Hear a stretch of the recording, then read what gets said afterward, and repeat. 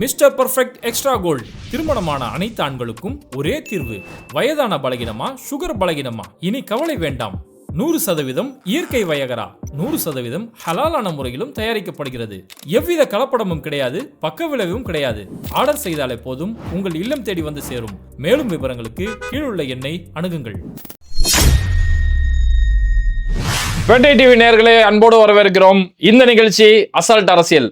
இன்னைக்கு நிகழ்ச்சியில நம்ம கூட இருக்கக்கூடிய சிறப்பு விருந்தினர் திமுகவுடைய முன்னணி பேச்சாளர் சைதை சாதிக் நம்மளோட இருக்காங்க. ஆனா எப்படி இருக்கீங்க? நல்லா இருக்கேன். இப்போ உங்கள்கிட்ட அந்த சீமானுடைய விவகாரம் படு வைரலா போயிட்டு இருக்கு. சீமானுடைய விவகாரம் நடிகர் விஜய் சம்பந்தமான கேள்விதான் கேட்கணும்னு நினைச்சேன். அதுக்கு முன்னாடி தமிழிசை அக்கா ஒரு வார்த்தை பேசி பெரிய அளவு சர்ச்சை ஏற்பட்டிருக்குது. கோமியம் பத்தி அவங்க பேசும்போது, கோமியம் பல நோய்களுக்கு மருந்தா இருக்குது, மாட்டு கறி சாப்பிடுவீங்க ஆனா மாட்டு கோமியம் சாப்பிட மாட்டீங்களா அப்படிங்கிறாங்க. இந்த கருத்தை எப்படி பாக்குறீங்க? ஒரு படிக்காத ஒரு பாமரனோ அல்லது ஒரு முட்டாளோ இந்த கருத்தை சொல்லி இருந்தால் அதை கடந்து போயிருக்கலாம். ஆனால் ஒரு மருத்துவம் படித்தவர், ஒரு எம்பிபிஎஸ் படித்தவர், அவர் எப்படி மருத்துவம் படித்தாரே சந்தேகப்படக்கூடிய அளவிற்கு அவருடைய பேச்சு இருக்கிறது. கோமியம் ஒரு 80க்கும் மேற்பட்ட நோய்களுக்கு மருந்தாக இருப்பதாக ஒரு எம்பிபிஎஸ் படித்தோ மருத்துவம் படித்த இந்த நாட்டின் ஒரு மாநிலத்தின் ஆளுநராக இருந்த ஒரு தவறான செய்தியை மக்களிடத்தில் திணிக்கிறார். ஒரு 3 மாத காலத்துக்கு முன்னால் இந்தியாவுடைய கால்நடை பல்கலைக்கழகத்துடைய தலைமை அமைப்பு கோமியத்தில் பல்வேறு விதமான பாக்டீரியாக்கள் இருக்கிறது, நோய் பரவக்கூடிய தன்மை இருக்கிறது, அதுக்கு இன்ஃபெக்ஷன் ஆகக்கூடிய தன்மை இருக்கிறதுன்னு இந்தியாவினுடைய கால்நடை பல்கலைக்கழகத்தின் தலைமை அமைப்பை அறிக்கை வெளியிட்ட பிறகு, அறிவியல் ரீதியாக இது தவறு என்று சுட்டி காட்டப்பட்ட பிறகு கோமியம் குடிக்கக்கூடாது, உபயோகப்படுத்தக்கூடாது, அதனால் வியாதிகள் உண்டாகும் என்று பல்கலைக்கழகங்கள் தெரிவித்த பிறகு இந்த மாட்டு மூத்திரம் குடிக்கிற கும்பல் இந்த கோமியத்தை தலையில தூக்கி சுத்துகிறார் என்று சொன்னால் அடிப்படை அறிவும் இல்லை, அறிவியல் அறிவும் இல்லை. இவர்கள் ஒரு கிமுல பிறக்க வேண்டியவர்கள் தெரியாதனமா இப்பொழுது பிறந்து விட்டு இல்ல. அவங்க என்ன சொல்றாங்கன்னா, தமிழிசை ஒரு குற்றச்சாட்டு சொல்றாங்க, திமுக மேல குற்றச்சாட்டு சொல்றாங்க. கோமியம் சாப்பிட்டா நோய்கள்லாம் குணமாகும், இதை மக்கள்கிட்ட மறைச்சாதான் டாஸ்மாக் இங்க வியாபாரம் பண்ண முடியும், அதனாலதான் டாஸ்மார்க்கை பத்தி மீண்டும் பாஜக பேசலாம் வெக்கப்படணும். முதல்ல இந்தியாவில் பாஜக மாநிலத்தில் டாஸ்மார்க் இல்லையா? பாஜக கூட்டணி ஆட்சி நடக்கிற பாண்டிச்சேரியில டாஸ்மார்க் இல்லையா? அங்க ஓப்பனா விற்கலையா? அங்க கூவி விற்கலையா? இன்னும் எத்தனை நாள் தமிழ்நாட்டு மக்களை தமிழ்நாடு பாஜகவும் தமிழிசை ஏமாத்தி கொண்டிருக்க போறீர்கள்? இன்னைக்கு குஜராத்தில் பூர்ண மதுவிலக்கு இருப்பதாக சொல்லுகிறார்கள். ஆனால் அங்கே சாராயமும் சரக்கும் வெளிநாட்டு பாட்டிலும் சர்வசாதாரணமாக கிடைக்கிறது. ஐபிஎல் கிரிக்கெட்ல ஒரு போலீஸ் பொம்பளை போலீஸை ஒரு கிரிக்கெட் கிரவுண்ட்ல பார்க்குறோம், பல ஆள் அரைஞ்சு போதையில தள்ளானதை பார்த்தோம். பூரண மதுவிலக்கு எப்படி அங்கே சரக்கு கிடைக்கிது? நேற்று தினம் பீகார்ல 7 பேர் கள்ளச்சாராயம் குடிச்சு இறந்து போயிருக்கிறாங்க. பிஜேபி கூட்டணி ஆட்சியா நடக்குது, அங்கேயும் பூரண மதுவிலக்கு தான். இந்த கருத்தை போய் அவர் மகாராஷ்டிரால சொல்வாரா? இந்த கருத்தை போய் அவர் வெஸ்ட் பெங்கால்ல சொல்வாரா? இந்த கருத்தை போய் அவர் கோவால சொல்வாரா? ஒரு வெக்கப்பட வேண்டிய விஷயம் என்ன தெரியுமா?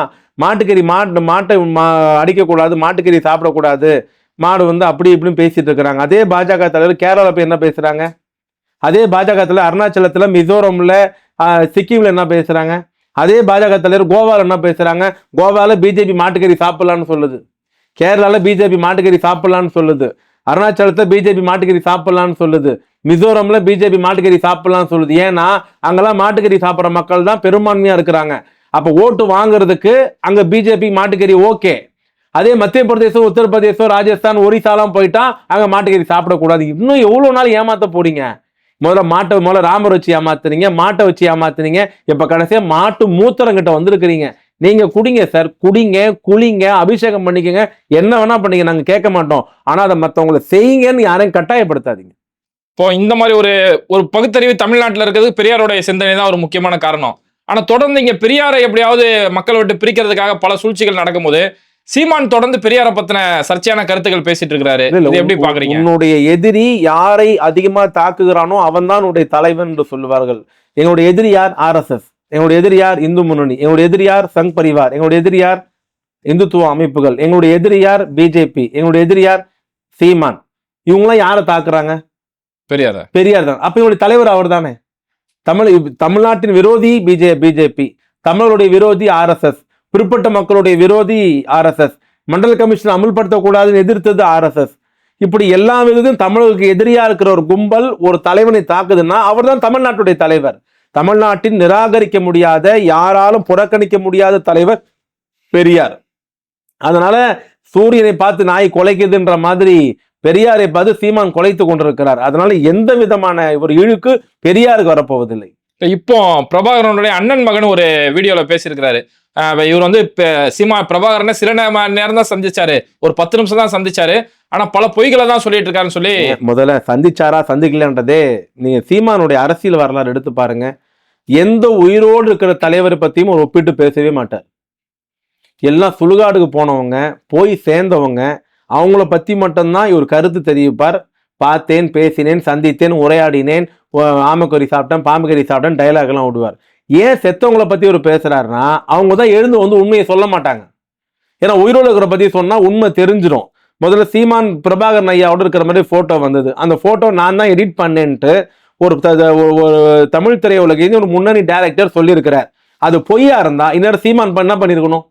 வழக்கு பதிவு செய்யணும், கைது பண்ணிருக்கணும், கண்டனம் பண்ணிருக்கணும், புகார் தெரிவிச்சிருக்கணும். சும்மாவே உங்க தம்பியும் குதிப்பாங்கல்ல. இதுல எனக்கு என்ன சந்தேகம்னா சீமான் முட்டாளா இல்ல அவர் பேச்சை கேட்கறவன் முட்டாளான்னு தெரியல. தம்பிங்க நான் அடிமையை கேள்விப்பட்டிருக்கேன், ஆனா இவ்வளவு கேவலமான அடிமைகளை நான் கேள்விப்பட்டதே கிடையாது. அது ஒட்டப்பட்ட போட்டோ எடிட் செய்யப்பட்டதுன்னு பகிரங்கமா சொல்றாங்க. அவங்க கூட இருக்கணும் கூச்சமே இருக்காதா? உங்களுக்கு வெளியே எப்படி நீங்க நடமாறாது? அவரோட தலைவர் சொல்லி எப்படி நடமாடுறீங்க? எல்லாமே ஃபேக்கு. கற்பழிப்பு புகார், பாலியல் புகார், திருட்டு புகார், ஜல்சா புகார், பிச்சை எடுக்கிறதுல, நிதி வசூல் பண்றதுல, போட்டோல எல்லாமே ஃப்ராடு.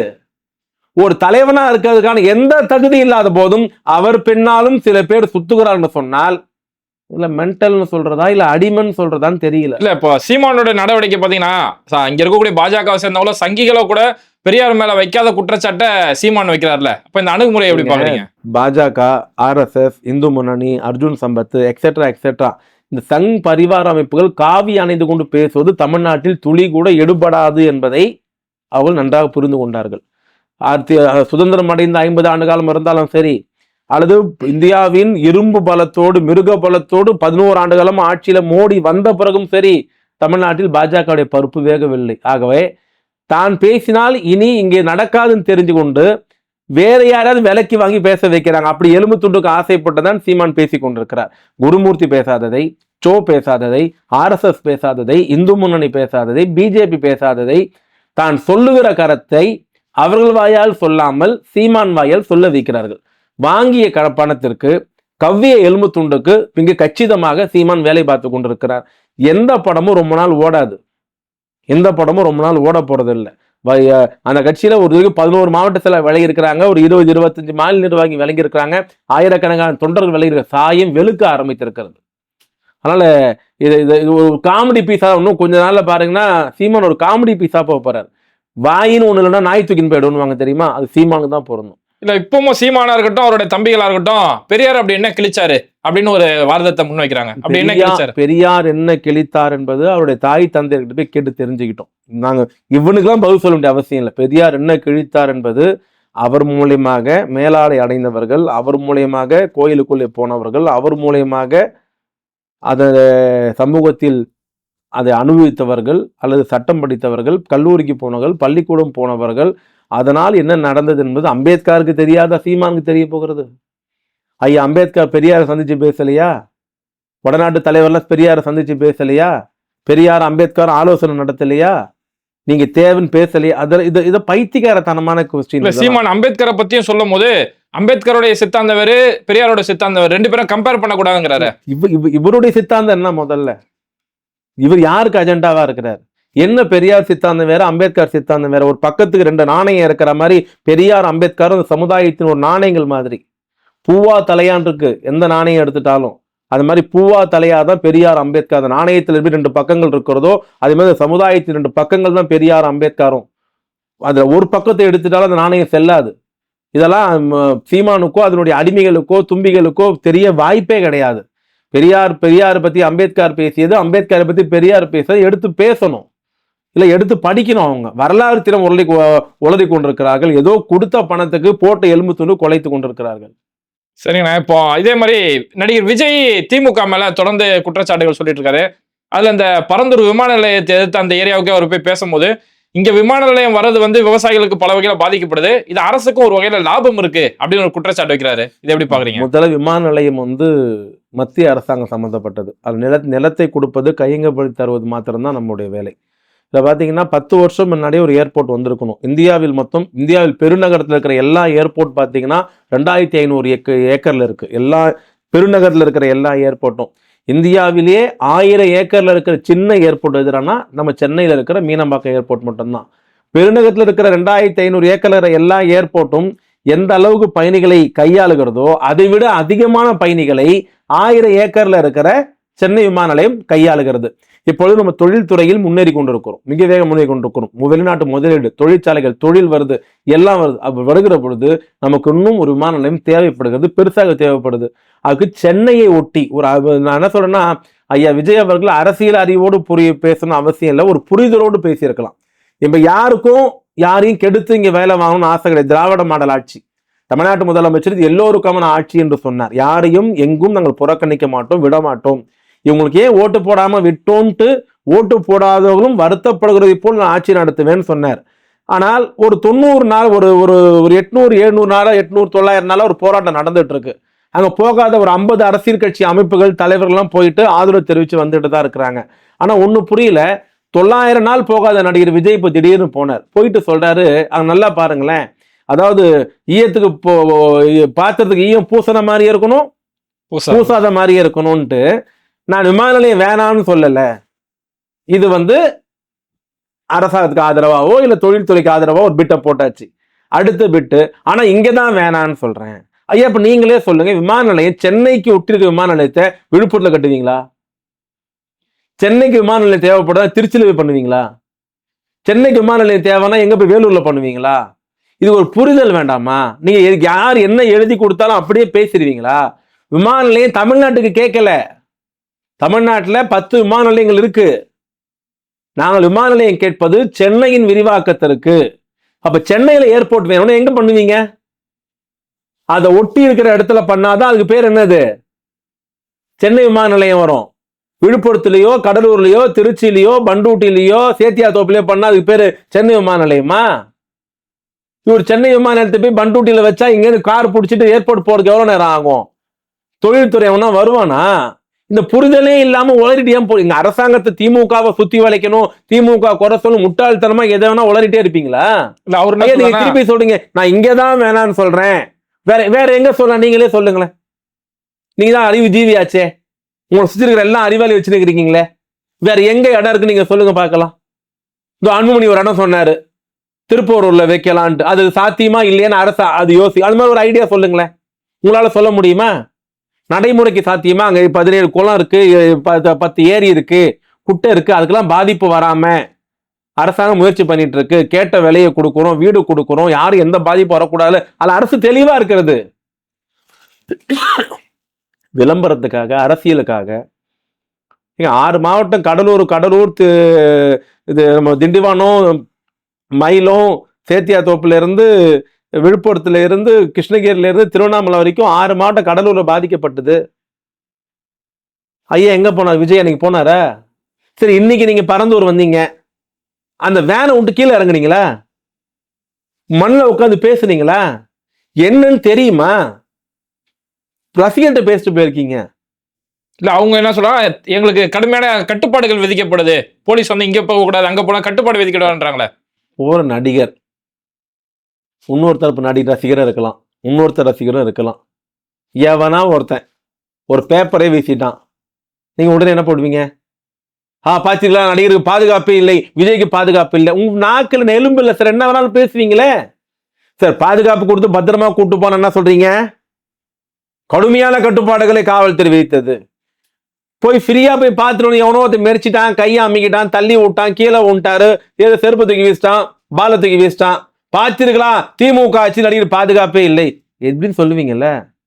உங்க இளவு எடுத்து என்ன வேணா சொல்வீங்கன்றக்காக தானே பத்திரமா கொண்டு போய் பத்திரமா விட்டுருக்கோம். சரி, இங்க ஒரு மக்கள் தலைவர் சொல்றீங்க, அரசியல் தலைவர் சொல்றீங்க, வேனை விட்டு கீழே இறங்கி வாங்க, மக்கள் காலத்துக்கு வாங்க, ரோட்ல நடந்து போங்க, மக்களை சந்திங்க, கை குலுக்குங்க, எல்லாம் நடக்கதாங்க செய்யும். நான் எம்ஜிஆர் தாக்கப்படலையா, கலைஞர் தாக்கப்படலையா, அண்ணா தாக்கப்படலையா, ஜெயலலிதா தாக்கப்படலையா? அரசியல் காலத்துல எல்லாருக்கும் வலிப்பு வந்திருக்கு, எல்லாருமே தூக்கி வீசிருக்கான், எல்லாமே சந்திச்சு தாங்க வந்திருக்காங்க. இதே ராணுவ பீரியட்ல அணிவகுப்புல ராஜீவ்காந்தி துப்பாக்கி தலைகீழ அடிக்கலையா? அவர் பயந்து உள்ளே உட்காந்துட்டாரு. ஆனா தன் மீது தூசு கூட படக்கூடாது, நான் அரசியல் செய்வேன்னா அது அரசியல் செட் ஆகாது. இல்ல அவர் இன்னொரு குற்றச்சாட்டு சொல்றாரு, டங்ஸ்டன்ல எதிர்ப்பு தெரிவிக்கிறீங்க, ஒன்றிய அரசுடைய அந்த ப்ராஜெக்ட் எதிர்ப்பு தெரிவிக்கிறீங்க, ஆனா இங்க மட்டும் நீங்க அதை செய்றீங்களே. அவருக்கு முதல்ல புரிதலை படிச்சுட்டு தெரிஞ்சுட்டு வந்து பேச சொல்லுங்க. அதுக்கு என்ன, இது என்ன, அதனால என்ன இழப்பு, இதனால என்ன கிடைக்கும், அந்த இழப்பு ஏன் அங்கத்தி மக்கள் எதிர்க்கிறாங்க, ஏன் இங்கத்தி மக்கள் எதிர்க்கிறாங்க, இந்த புரிதல் இல்லாமல் விஜய் பேசுற ஏன் அங்கேயே நீங்க அங்க போல, பரந்தூருக்கு வந்த விஜய் ஏன் மதுரைக்கு போல, ஏனால் மதுரையில் அந்த அந்த அந்த திட்டம் முழுக்க முழுக்க மத்திய சர்க்கார் ஒன்றிய அரசு சம்மந்தப்பட்டது, மோடி சம்மந்தப்பட்டது. மோடி எதிர்க்க போக மாட்டேன், மோடி எடுத்து பேச மாட்டேன், மோடி கொண்டு வந்த சட்டத்தை நான் விமர்சிக்க மாட்டேன், அதை நான் பேச மாட்டேன், ஆனா பரந்தூருக்கு வருவேன். ஏன்னா மாநில சர்க்கார் கையகப்படுத்துது. இங்க தான் திமுக குறை சொல்ல முடியும். இங்க மோடியை பத்தி பேச வேண்டிய அவசியம் இல்லை. மதுரைக்கு போனா மோடியை பத்தி பேசணும்னா நீங்க என்ன வேஷம் போட்டாலும் தலையில இருக்கிற கொண்டையை மறைக்க மறந்துடுறீங்க. அந்த கொண்டை நீங்கள் சங்கி என்பதை காட்டி கொடுத்து விடுகிறது. அதே மாதிரி இன்னைக்கு நயினார் நாகேந்திரன் ஒரு கருத்து சொல்லியிருக்கிறாரு. எடப்பாடி கூட போய் ஒரு பேச்சுவார்த்தை நடத்த கூட தேவையில்ல, சந்திச்சாலே போதும் பாஜக அதிமுக கூட்டணி அமைஞ்சிரும்னு ஒரு கருத்து சொல்லியிருக்கிறாரு. அப்படி ஒரு கூட்டணி அமையும் பாக்குறீங்களா? இல்லை, அப்படி கூட்டணி அமையுமான்னு இல்லை, இந்த நிமிடம் வரையில் கூட்டணி தான் இருக்கிறார்கள். தமிழ்நாட்டு மக்களை ஏமாற்றுவதற்கு, குறிப்பாக இஸ்லாமிய மக்களை ஏமாற்றுவதற்கு இது போன்ற கூட்டணி இல்லை அது இல்லைலாம் எழுதி பேசிட்டு இருக்காங்க. நான் பணிவோடு கேட்பது, ஊழல் தான் எங்களுக்கு எதிரி, ஊழலை ஒழிப்போம் என்று பேசுகிற பாஜக, உள்துறை அமைச்சர் அமித்ஷா, இந்தியாவின் ஒன்றிய தலைமை அமைச்சர் நரேந்திர மோடி, அவருடைய ஏஜென்ட்டாக தமிழ்நாட்டில் இருக்கிற கவர்னர் RN ரவி, அதிமுகவின் 6 முன்னாள் அமைச்சர்கள் மீது ஊழல் முறைகேடு வழக்கு போடுவதற்கு ஏறத்தாழ 2 ஆண்டு காலமாக கோப்பிலே கையெழுத்து கேட்டு ஃபைல் கவர்னர் வீட்டில் தூங்கி கொண்டிருக்கிறது. உள்ளபடியே பாஜக அதிமுக கூட்டணி இல்லை, முரண்பாடுல இருக்கிறாங்க, சண்டையில இருக்கிறாங்க, 2 பேருக்கும் ஒத்து வராதுன்னா கவர்னர் கையெழுத்து போட்டிருக்க மாட்டாரா? யாரை ஏமாத்துறீங்க? யாருக்கு அதுல பூ சுத்து? இன்னும் எவ்வளவு நாள் இந்த டிராமா நடத்துவீங்க? பிஜேபி அதிமுக கூட்டணி கிடையாதான், ஆனா அதிமுக முன்னாள் அமைச்சர் மீது கேஸ் போடுறது கவர்னர் அனுமதி தர மாட்டாராம். பிஜேபி அதிமுக கூட்டணி கிடையாதான், ஆனா அரெஸ்ட் பண்ண விட மாட்டாராம். பிஜேபி அதிமுக கூட்டணி கிடையாதான், விஜயபாஸ்கர் குட்கா வழக்குல சிபிஐ அவகாசம் கேட்குமா? பிஜேபி அதிமுக கூட்டணி கிடையாதான், ஆனா மோடி கொண்டு வர சுரங்க சட்டத்தை தம்பிதுரை ஆதரிச்சு பேசுவாராம். இந்த காதுல பூ சுத்திட்டு இருக்காங்களா எல்லாம்? இங்க யார்கிட்ட கதை விடுறீங்க? இங்க வாயில இந்த வாடகைக்கு பேசுற 2-3 முஸ்லீம் தலைவர்களா பேசிட்டு போயிடலாம். பார்த்திருக்கலாம் பிஜேபி அதிமுக கூட்டணி இல்லைன்ட்டு. அரசியல் தெரிந்தவனுக்கு, வரலாறு தெரிஞ்சவனுக்கு தெளிவாக தெரியும் இன்னும் கள்ள கூட்டணி இருக்கிறது. உதாரணம் வேண்டுமா? நேற்று முன்தினம் அண்ணாமலை ஒரு அறிக்கை விடுகிறார். அந்த அறிக்கையை அப்படியே எடிட் செய்யாமல் அப்படியே அதே அறிக்கையை எடப்பாடி வெளியிடுகிறார். என்ன இருக்கு இதுல? யாரை ஏமாத்துறீங்க? இது வரைக்கும் பிஜேபி அதிமுக கூட்டணி முறிந்து எடப்பாடி பழனிசாமி நரேந்திர மோடியை நேரடியா கடுமையான தாக்கி ஒரு அறிக்கையை காட்டுங்க. இதுக்கு அமித்ஷாவை தாக்கி ஒரு அறிக்கை காட்டுங்க. என்ன தப்பே பண்ணலையா அவங்க?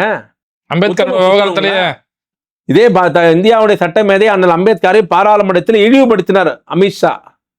திமுக களத்துக்கு வந்தது, வீதிக்கு வந்தது, போராடியது, கண்டனம் தெரிவித்தது, மன்னிப்பு கேட்க சொன்னது. எடப்பாடி பழனிசாமியோட ஸ்டாண்ட் என்ன? அதுல ஒரு வார்த்தை அமித்ஷா கண்டித்து பேசியிருப்பாரா? கண்டனம் தெரிவிச்சிருப்பாரா?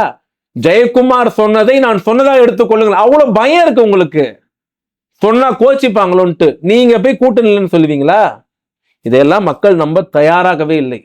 தமிழ் திமுக பேசுது. அந்த தமிழை வைத்து திமுக உடைக்க வேண்டும் என்று ஒரு ஆரிய கைகூலியாக சோவாலும் குருமூர்த்தியால் உருவாக்கப்பட்டு சீமான் கொண்டு வரப்பட்டார். அந்த சீமானால் பாலியல் சிக்கலில் பொம்பளை விஷயத்துல வீக் ஆனதால, குடிகாரன் ஆனதால அது அவரால் சக்சஸ் பண்ண முடியல, விழுந்துட்டாரு. இன்னைக்கு எல்லாம் இஸ்லாமிய ஓட்டுகளும் கிறிஸ்துவ ஓட்டுகளும் கொத்து கொத்தாக திமுக விழுவதை தடை செய்ய வேண்டும் என்று பிஜேபி RSS மீண்டும் பெற்றெடுக்கப்பட்டிருக்கிற கள்ள குழந்தை தான் நடிகர் விஜய். விஜயை வைத்து திமுக வருகிற இஸ்லாமிய ஓட்டுகளை கிறிஸ்துவ ஓட்டுகளை தடுக்கலாம். இந்த பிஜேபி இன்னொரு குழந்தையை பெற்றெடுத்திருக்கு. அப்போ யாருமே அரசியலுக்கே வரக்கூடாதுங்கிறீங்களா? நிச்சயமா. அரசியலுக்கு வந்து சித்தாந்தம் என்ன? அவர்தான் சொன்னாரு, பெரியார் அண்ணாவோட சித்தாந்தம் தான் என் சித்தாந்தம் சொல்றது. நீங்க மேடை போட்டீங்க, மாநாடு நடத்துனீங்க, வந்து பேசுனீங்க. அதுல கொஞ்சம் முக்காவாசி ஜெராக்ஸ் திமுக, அது கொஞ்சம் ஜெராக்ஸ் காங்கிரஸ், கொஞ்சம் ஜெராக்ஸ் அதிமுக, நான் கொஞ்சம் ஜெராக்ஸ் நாம் தமிழர். நான் செய்ய சுயமா நீங்க சொல்ல வரீங்க. உங்க சித்தாந்தம் என்ன?